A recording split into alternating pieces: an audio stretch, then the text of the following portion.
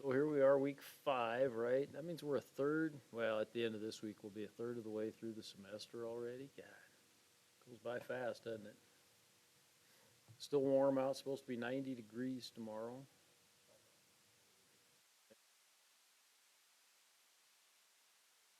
Lucky, knock on wood, we haven't had that much smoke this fall, so that's been kind of nice instead of fighting that. So for this week, you do have quiz due tonight, assignment due, chapter 7 on Thursday. Of course, all the videos are there should help you through the assignment. If anybody has any questions, of course, you have class time to do that. Today, though, we're going to go over project 1 a little bit, the sales forecast and additional inputs. These ones get a little bit wonky, so kind of pay attention maybe. Couple things that I'm going to absolutely have you do. If you've got your project called up, great. If not, call it up because there will be a couple things that I'm just going to have you do right now so that I don't have to correct it and send you back stuff later. Okay?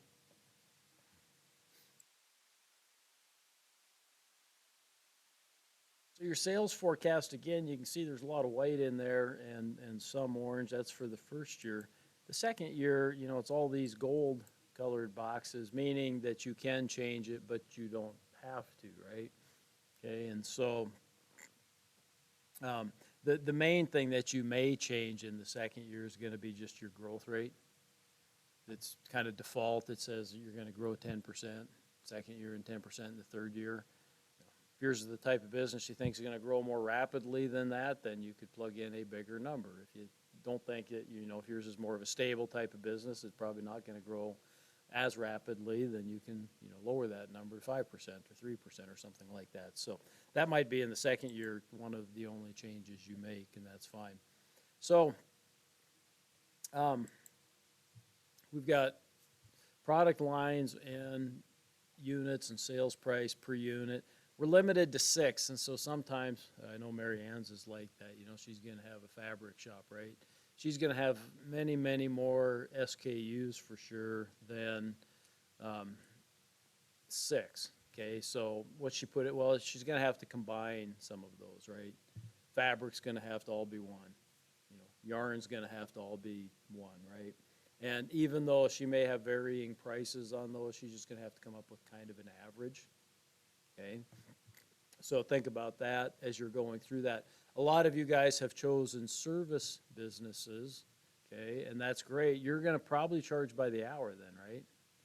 Okay, and so that'll show you how to do that in a second, okay? Well, let's just say, we'll pick on Mary Ann here, and we'll say we got fabric is our product line. Units, okay, keep this in mind. I don't care if you even put anything in the units. It doesn't really matter, okay? She may sell it by the yard. I don't know how fabric gets sold, but if you want to put yard there, that's fine. If you don't want to put anything there, I don't really care, right? Okay, so if the average sales price per unit or per yard, so again, we're going to come up with an average. I have no idea what fabric sells for, but we'll say $5.99 a yard. Do a little research on this. I mean, it isn't that hard usually to Google and say, what's the normal cost of goods sold, or what's the normal markup for fabric, at a retail place. What's that? Well, I'm just making up numbers, so I have no idea what fabric costs. Okay, I would guess a lot of retail places like fabric or clothing and those types, your cost of goods sold is usually 50, 60% maybe of what your sales price is, if you're talking about a retail thing. So you might be $3 to $3.50 or something like that, so plug in $3.50. Okay, so that tells you then what your margin is per yard of fabric. Okay, then you come down here and it says yards sold, and again, you just have to come up with what your estimate is for each month. Okay, and I don't know, let's say we sell 100 yards. I'm just making up numbers. Okay, You might do that for the first 3 months, and then you think it's gonna go up a little bit, so you're gonna go up to 120 yards, right? And that might go for 3 months, okay? And you can carry that along. It does the rest of the math for you and tells you then what your total margin is in that case, okay? And this is where, in the second and third year, you might end up making some changes, because if you look at this, yeah, it increases it by 10%, but you're kind of starting lower again, and that might not be the case. If you got a steadily growing business, if in the first year you're ending out here at, let's say, 150 yards a month, okay, you may want to start out here at least 150 yards a month, or maybe 160. So you may make some of those types of changes, when you come to your second and third year. So you can kind of pay attention to that. And again, if you got questions, you can just holler at me. So if yours is more of an hourly thing, landscaping, right? So you may do, sprinkler install, I don't know.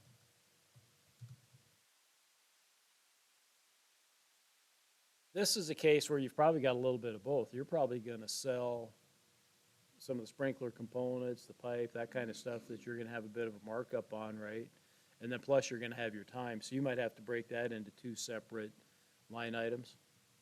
Does that make sense? So sprinkler install, let's call this labor. Unit in this case might just be the hour, right? You're going to charge by the hour. Your hourly rate, $50 an hour maybe. Do you have a cost of goods sold for the labor part? Probably not then, right? Okay.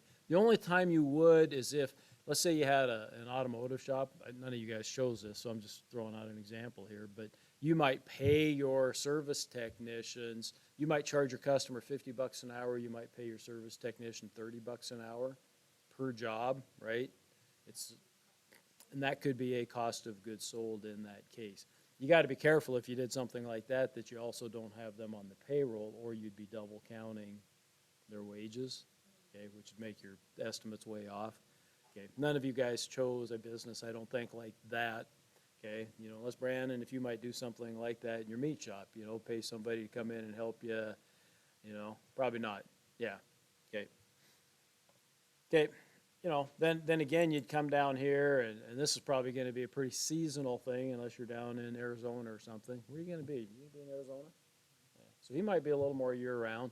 Probably still get a little slower during some months, but that's up to you. You tell me. I don't know that much about Arizona. So, how many hours per month, okay, are you going to put into sprinkler installation? You got other things going on too, probably. So, let's see. Total, figure, what is there, if you're working 40 hours a week, there's 4 weeks roughly in a month, a little better than 4 weeks, right? So 160 hours would be the max you could do, okay? And that might be, a little extreme, maybe you get in 100 hours, right? Yeah, exactly. Exactly, yeah.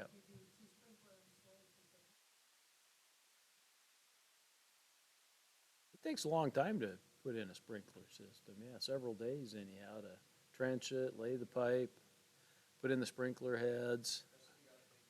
Yeah, oh yeah, yeah. Well, just to do the layout, just to have somebody come and do the layout, and design it anyhow. Yeah. So, just to give you an idea, who else has got, let's see, what other businesses do we got out there? Anybody want me to show you an example? What's yours? Yours is probably gonna be by the hour, right? Or maybe square feet or something that you would, yeah. Go ahead. Yeah. Okay, so you're just gonna sell product then at the dollar, candy bars are gonna be $1 and chips are gonna be $1.50, whatever they are. Your cost on those, you might, again, you could look that up probably, get a pretty good idea. My guess is the cost on those is pretty cheap, okay? I mean, you can probably buy those candy bars for 25 or 35 cents, and you're gonna sell them for $1 or $1.50 or whatever the vending machine is, right? Yeah, okay. yeah, you're gonna sell them for $3 and your cost item's maybe a buck, maybe 75 cents, something like that. So pretty good markup. Okay. So, yeah, and Colin, you just gotta decide, yeah, if you're gonna sell it by the hour, if you're gonna sell by maybe the square foot or something, if you go measure a job and here, I'll clean this for,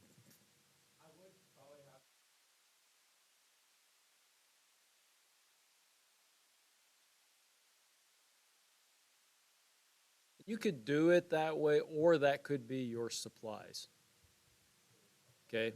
And again, don't double up. Don't put it in both places. Don't put it in your operating expenses.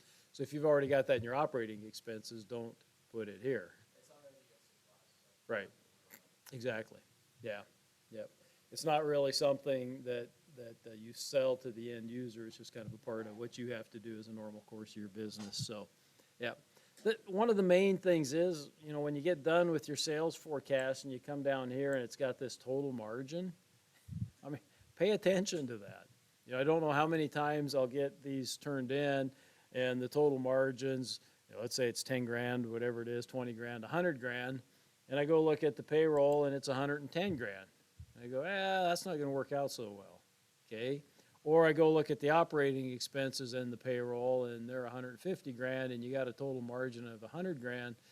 As you know, you're just not going to be in business very long, right? So your total margin should be, and it wouldn't be surprising if in the first year it shows a little bit of a negative. Yeah, okay. Businesses are that way. Sometimes they start a little bit slow. Sometimes you don't make money that first year. Okay. That can be considered okay. Okay. But then by the second and third year, and again, you may come in and make some changes here, and you can. Oops. That's protected. So again, I got to come up and unprotect. 1, 2, 3, 4. Okay. So I want to change that to 150. Right. So I could, I can make those changes in second and third year to kind of make sure that it's looking okay. And then again, you just kind of just double checking this, make sure that it's in the ballpark there.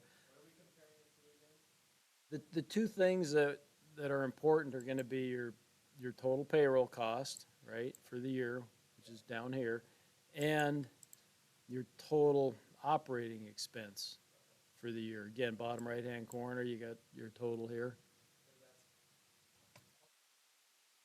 You got to cover that. I mean, if you can't cover your payroll and you can't cover your operating expenses, you got problems, right? You got to go back and refigure something. Either you got to bump your sales estimate up a little bit, or you got to decrease your expenses or payroll a little bit. Something's got to give in that case. Okay. Then the other sheet that we'll work on is the additional inputs. Okay.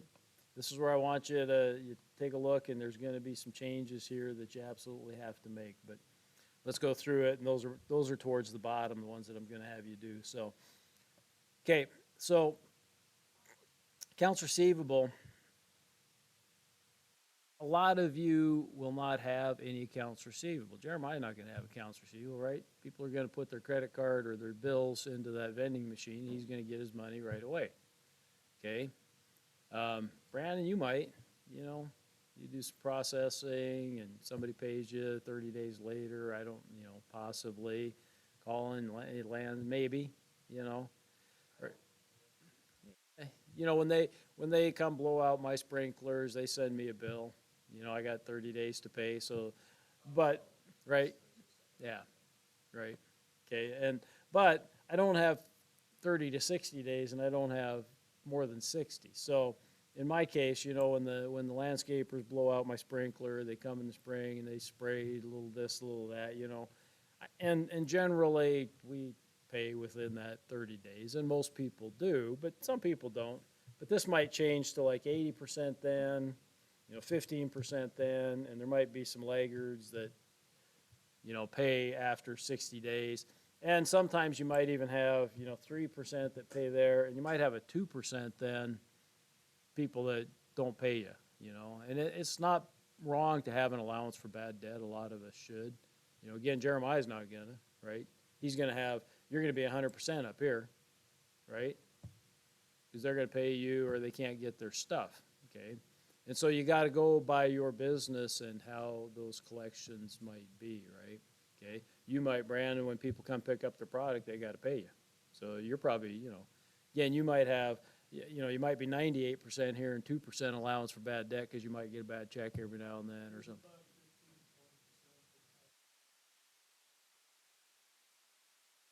Yeah, yeah, yeah. You may end up with some allowance for some bad debt. It's possible. But that's, you guys kind of tell me on your businesses, right? I would say the landscaping, pressure wash, you guys are probably pretty close to what I have up here, sort of, right? So make sure it equals the 100. It automatically, if I change this to 4, right, it automatically changes that to 1. So it kind of does the math for you as long as you don't go crazy, okay? Accounts payable, when are you going to pay your suppliers and those types of things? Most of you might move that up to within the first 30 days, right? It's got 30 to 60, and that's fine, for a lot of us. It kind of depends on what we're buying and those kinds of things, what kind of terms you get, okay? So you may end up making some changes here. You may not. That's kind of fine, too. When you first get started, most suppliers are going to want to get paid right up front. If you're an established business, then you get those 30-day oftentimes.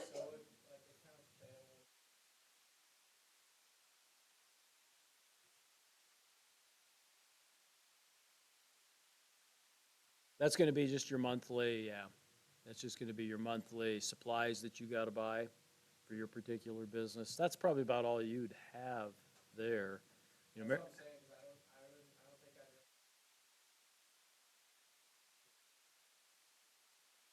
That's fine. Then you're going to pay 100% within for 30 days, right? Because you're going to have to pay when you go pick it up. Yeah, yeah. And so that's fine. Whatever. Again, just kind of take a look at your business and how you're actually going to buy your stuff. And some of that may be, yeah, you may have a little time. Mary Anna's inventory and whatnot's probably going to get that 30 days. So she might well be within that 30 to 60-day time frame that she would pay for most of her inventory and supplies and stuff, right? But a lot of you, yeah, if you're picking it up, paying for it right there at the retail, okay. Desired minimum cash balance, this would be on your cash flow. This says 0, and that's fine. Some people like to have a little cushion there, so they never go below it. So if you change that to $1,000 or $2,000, that might be okay. What that means is that you're going to have a line of credit, and the program automatically assumes that you got a line of credit, okay? So it assumes that, and so that means that you're going to have a line of credit, and it'll kick in when you get to that $1,000 or $2,000 or 0. It's okay to leave it at 0 if you choose to, okay? The additional fixed asset purchases. Okay, this is one of those cases where, hear me, okay, listen good. Most of you will leave this blank, okay? Most of you will leave this blank. The only thing that goes in here is if you think, at the end of, or sometime in year 2, Dylan needs to buy a trencher. He decides he's going to buy a trencher, and that's going to be $10,000, okay? He could put that in there, right, as a cost, sometime in year 2. And maybe some of you think you're going to need to buy a vehicle in year 2 or some other piece of equipment. Again, it has to be, I got that under real estate, so I got it in the wrong spot, sorry. I'd have to bring that down to equipment, which is, what, third one down?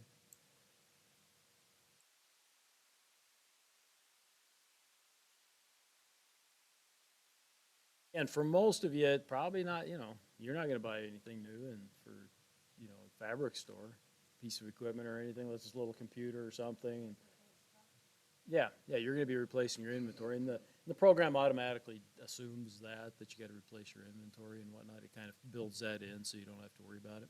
Okay. So only if you think that there's something, and that'd be a good place to put some notes out here if you wanted to, so that I could see what, if you think that there's something that you want to buy, somewhere's down the line. Put a little note there so I kind of know what it is you're looking at. Okay, here's things. I hope you guys everybody's got it pulled up.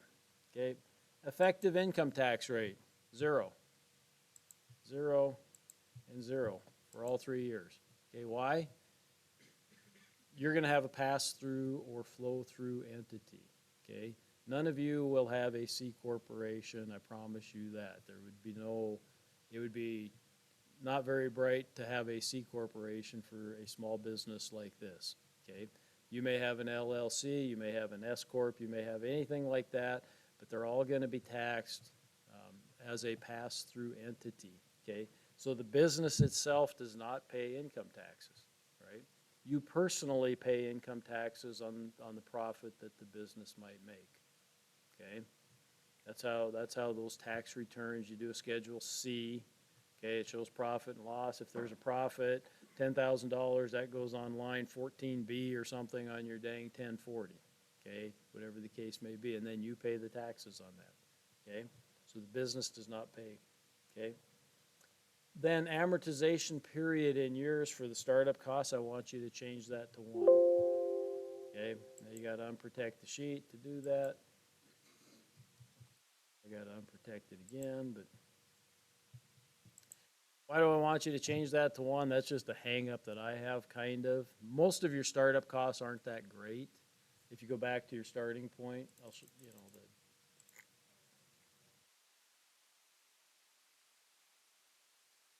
your startup costs are kind of these ones here. It's not these ones up here. It's just these ones down here. Okay. And in my opinion, you shouldn't be. Oh, question?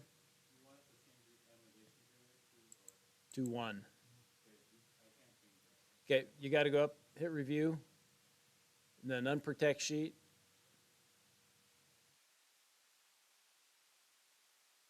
Type in the 1, 2, 3, 4. Hit OK, and then you can change it.